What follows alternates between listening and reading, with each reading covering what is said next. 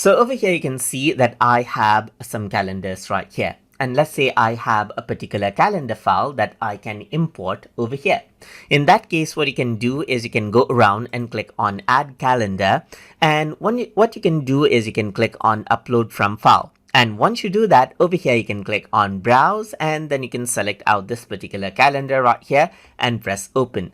Once I do that, I can select out a calendar that I want to import it with and then click on Import right here. Once you do that, the calendar will be imported over here. So now let me just go around and close, and then over here you can see the imported calendar right here, just like this. So you can see the imported events right here along with this calendar right here. Let me just go around onto Add Calendar, then onto let's say, for example, Upload from File, and select out the same calendar again. And this time I'm selecting Personal.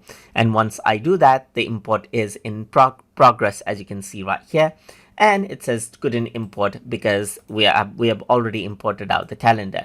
And you can see the event that is updated over here with this calendar, as you can see. So you cannot import it out twice, but you can see that you can import it, and the events of that calendar will be imported just like this. So hope you guys learned something as always. And as always, please like, comment, share, and subscribe.